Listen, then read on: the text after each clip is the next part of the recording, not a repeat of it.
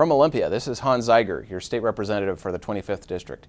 Financing our transportation system has become one of the biggest issues before the legislature this session, from road maintenance and preservation to freight mobility to public transit and ferries. This week, the chair of the House Transportation Committee unveiled an ambitious transportation revenue proposal to help finance our transportation system. My biggest concern about the plan is that the completion of Highway 167 is not fully funded. At this time, I'll have to vote no on the proposed revenue package. But more than just money is needed. We need real transportation reform in Washington State. Right now, transportation projects are much more costly than they need to be and taking too long to complete.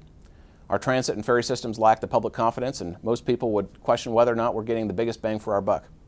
I believe there are 5 reforms the legislature can make this session to win the people's trust and get more out of our precious gas tax dollars. First of all, we need to move forward with public-private partnerships for transportation projects. These partnerships have worked well in other states, and they're an innovative way to attract private capital.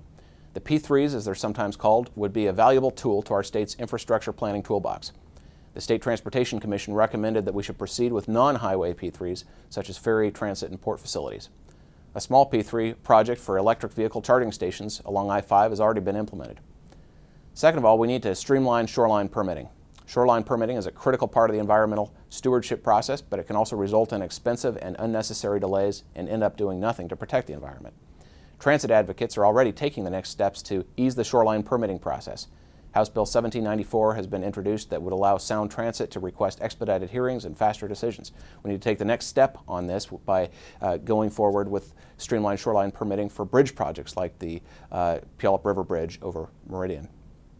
Next, we need to exempt sales taxes on transportation projects. We should not have to pay sales taxes from the state's transportation budget right into the operating budget to fund government programs that have nothing to do with transportation. Giving employers stability and certainty is the best way to spur our economic growth, not using transportation sales tax dollars in the general fund. Fourth, we should follow a recent state auditor recommendation to improve citizen oversight of Sound Transit. The current Sound Transit Board is appointed, and we can improve public input and accountability of our state's largest transit agency if these board positions are elected. House Bill 1877 would accomplish that.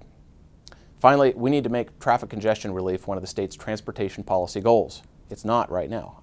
The state recognizes economic vitality, preservation, safety, mobility, environment, and stewardship as goals, but not congestion relief.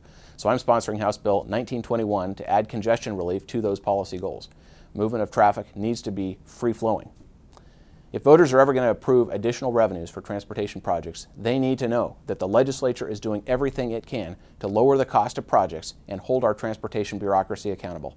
I think that the 2013 session is a great opportunity for bipartisan reforms to move our state forward. And you can feel free to send your ideas to improve transportation in Washington State. I hope you'll do that.